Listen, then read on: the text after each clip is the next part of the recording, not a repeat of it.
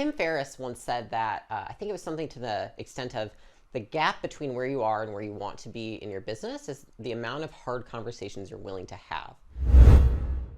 And so that is why this video is about hard conversations. I believe that it is probably the #1 skill that anyone can have as a CEO or as a business owner, or even as an executive or an operator of a company. And I also believe that it is the most valuable skill that I have currently.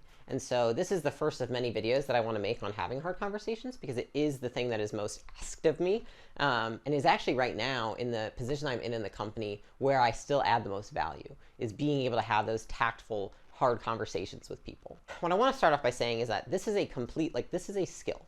This is not something that you were born with. Nobody's naturally good at having hard conversations. Every single person feels like they're going to poop themselves when they feel like they have to have a hard conversation. Like, that is naturally how people feel. Some people just started really early, maybe in childhood. Some people started when they're a teenager. Some people have never had them and now they have a business and they have to. That's the first thing I want to say, is that it is not something that comes natural. In fact, I can tell you the first time I had to have a hard conversation was when I had to fire somebody who's actually my friend. Having that conversation, I remember building up to it. One, I almost threw up. Two, it was like my throat was constricted, like my hands were swelling, like my body was just going crazy. And then after I had the hard conversation, I bawled my eyes out. And so I don't know if I'm supposed to say that or not, but it's the truth. Like, I felt terrible. And I think I did really well in the conversation, but it just was like almost an emotional release after. Like, there was so much tension built up and I really wanted to do a good job. And so I just want to start off by saying it's completely normal. And expected. It is expected that you feel crappy about having them. Most people have trouble sleeping the night before they have a hard conversation. Like, that doesn't mean you shouldn't have it. It means that you should just get better at it, and over time it gets less and less, and like then eventually one day you only get anxious like 5 minutes before the conversation. It is a muscle. You can practice it. It is a skill. It doesn't matter what kind of personality you are, introvert, extrovert, ENG, whatever. Like, I don't care. It doesn't matter what your disc is. Like, you can get good at this. I just want to embed that in you, because I was not somebody who was good at having confrontational conversations. 5 years later, it is my most valuable skill set for this company. So that's the first thing I wanted to say. The second thing to start before I go into the framework for this is that you have to understand that there's a difference between short-term discomfort and long-term harm. What a lot of people correlate having a hard conversation with is hurting someone's feelings, hurting someone in some way. They're going to react adversely. And the irony to this is that, yes, most people do. Most humans react in a way that is uncontrolled when news that they are not aware of is brought to them. However, in the long term, if you avoid the conversation, you create long-term dysfunction, whether it's in the role, in the company, across departments. So that's why it's very important to delineate against this.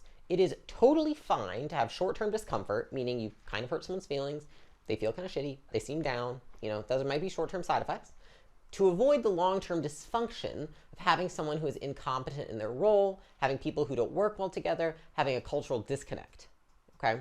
That's the first piece. Now, before I go into the framework, what I want to explain is that once you understand those pieces and you're like, cool, so it's not natural to have hard conversations, and it's important to have them because if I don't, it'll create long-term dysfunction in my company. You have to understand that before you go into the framework I'm about to teach you, you have to identify the problem. And so a lot of people have difficulty doing this because the problems that are often hardest to talk about are the problems that are not black and white, and they're not easy to objectively put onto paper, meaning they're usually emotional problems. They're usually that someone's acting a certain way, they're behaving a certain way. It doesn't have to do so much with, hey, you've missed X amount of weeks of sales, right? That's an easier conversation typically to have. Maybe it's not for you, maybe you're in the beginning, but typically that becomes easier. It's like, this is the KPI, you're not meeting the KPI. It's like, it's on paper, right? You're like, I don't know what to say. I hired you for that. You had to hit those KPIs, you're not doing it. It's kind of is what it is, right? It's easy to see on both sides. Versus having a conversation about someone's attitude, how they talk to other people, how they dress at work, their behavior around others, how they work as a team player. That kind of stuff is, because it's more intangible, it seems like more people avoid those conversations. And what I want to explain is that 90% of the hard conversations are about that stuff. It's about the messy stuff. And so you have to get good at talking about that stuff, because the performance pieces are almost like icing on the cake. Like, if you can do these, you can definitely do that. What I want to go into is the framework that I've put together to go over these conversations and have them effectively. And the reason that it's going to be like a little longer than I would have wanted to, because people only watch X amount on YouTube, but it is very necessary, because these conversations, like I said, it's the most valuable skill set I bring to my company, right? My 3 companies doing almost 100 million, and it is the most valuable skill. And so this is the first of many videos, but it is the framework that I use. And this is the most concise I can get this framework. So here we go. Part 1, we've got the 6 E's, okay?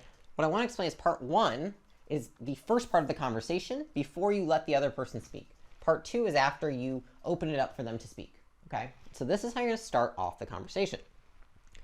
The first thing you're going to do is establish tone, okay? And when I say establish tone, what I mean is how you essentially break the ice in the conversation.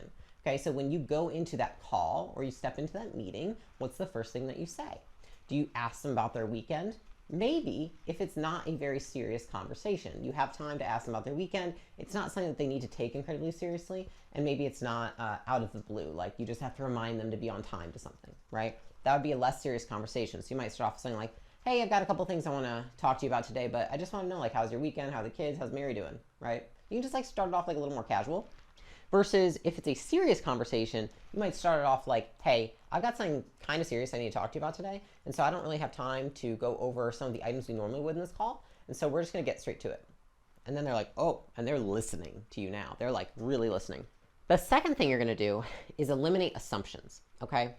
And I don't mean just bad assumptions. I mean any kind of assumption. So say the conversation is one where you are 99% sure they're going to take the conversation very well and that it's not a huge issue. It's just something you need to point out, right? It's like once they are aware, you are sure they will change their behavior.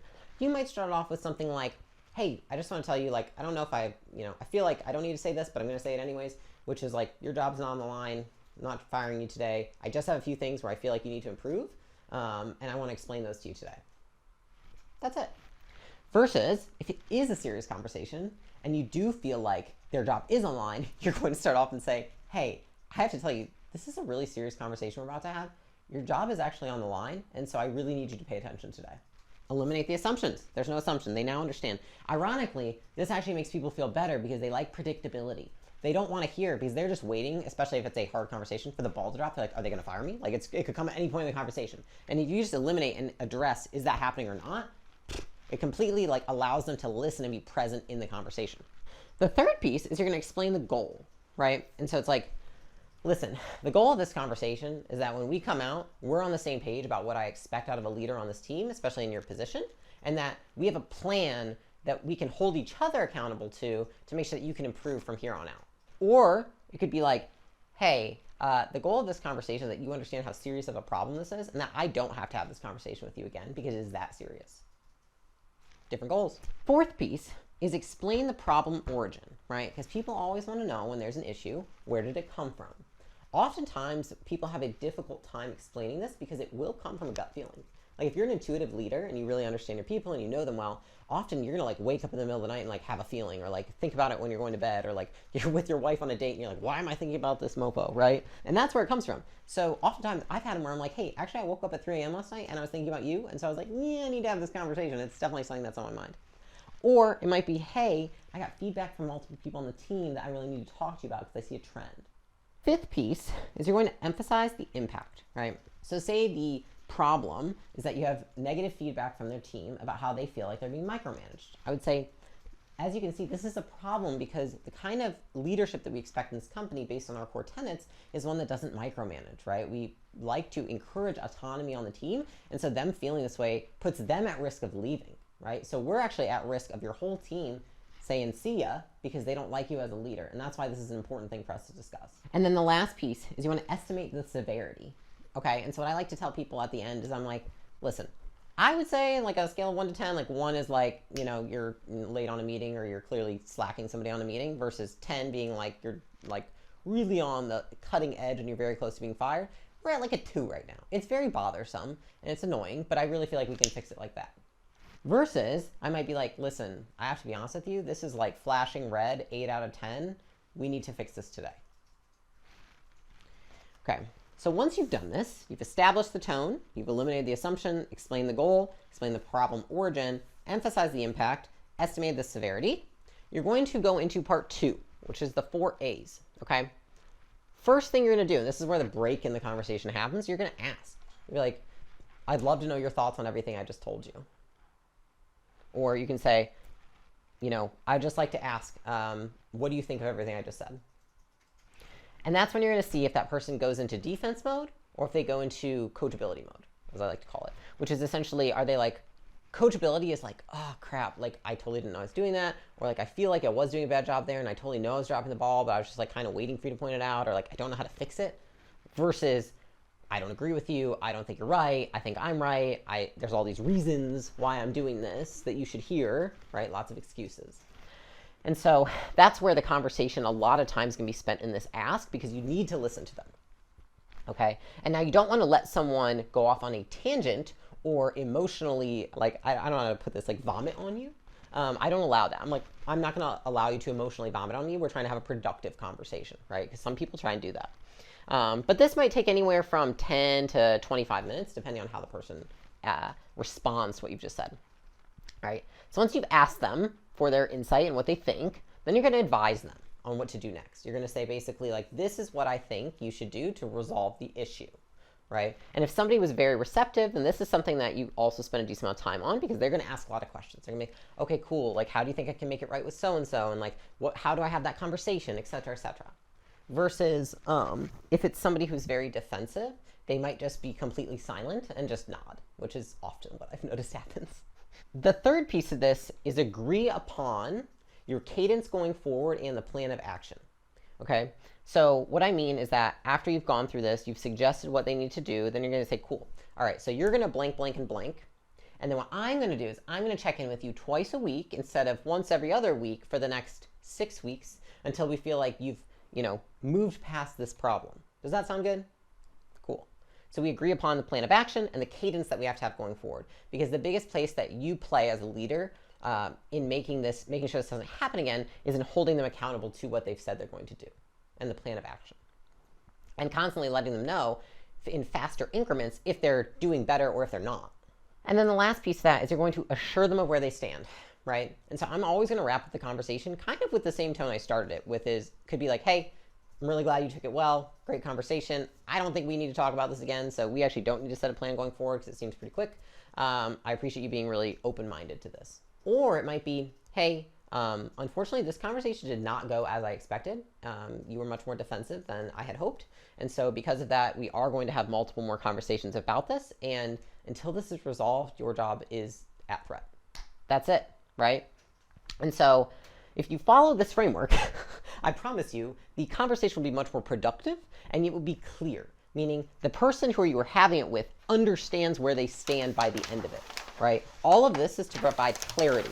What I would say is that if this makes you feel anxious having these conversations, and if right now, if you're thinking about all the conversations that you need to have, maybe you've kind of backlogged it, you've got like conversation debt, which is pretty typical in business owners, is that you kind of realize you watch a video like this and you're like, crap, I have like 4 conversations I need to have. There's 3 things I would suggest that you do, okay? One is if you are nervous about this and you have a lot of heightened emotions around a conversation, the first thing I would say is before you go into it, put some time between thinking about it and doing it, meaning lengthen the amount of time before you have the conversation.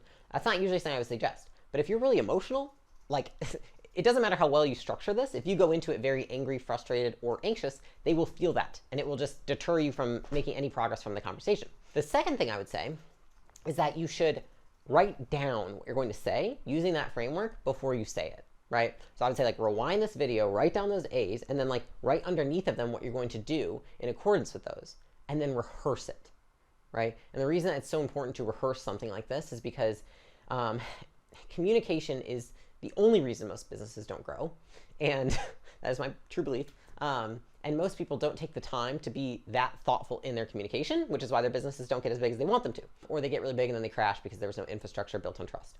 And so I would highly suggest that you write it down and you rehearse it ahead of time, especially because if you do rehearse it ahead of time, you're in a non-emotional state, and that can then carry over to when you are a little bit more heightened and you're talking to that person. And so hopefully you can remain a little more steady. The third thing I would suggest is that you record the conversation. Okay, and so this is my favorite piece of it because I ask people to do this a lot in our company, and then I'm like, cool, send it to me after, I'll give you feedback, right? But I do this with myself too, and here's the reason. It's like watching game tape review.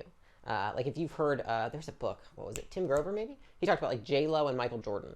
After every game, whether they won or lost, they watched the game tape because they wanted to see like, if I won, why did I win? If I lost, why did I lose? And so a lot of people will watch content before they post it, or after they post it, right? Or they'll watch a speech after they give a speech. The same goes with having a hard conversation. If you want to get better at this, which I would suggest anyone who owns a business should, or operates and manages people, then it is really important that you actually watch it and then give yourself feedback. You could also send it to a colleague or to a friend who you think is good at this to give their feedback as well. I hope this framework was useful. It took me a long time to really think what do I actually do to have these conversations and to put it into writing. Take it, go back, screenshot the video, print it out maybe, and use it for the next time that you have to have one. And so if you liked this, I am going to make a good amount more conversation videos because I think that it's a skill that most people don't put enough time into, and it yields a much higher ROI for leaders than anyone would expect. So go ahead, hit the subscribe, and I will see you on the next one.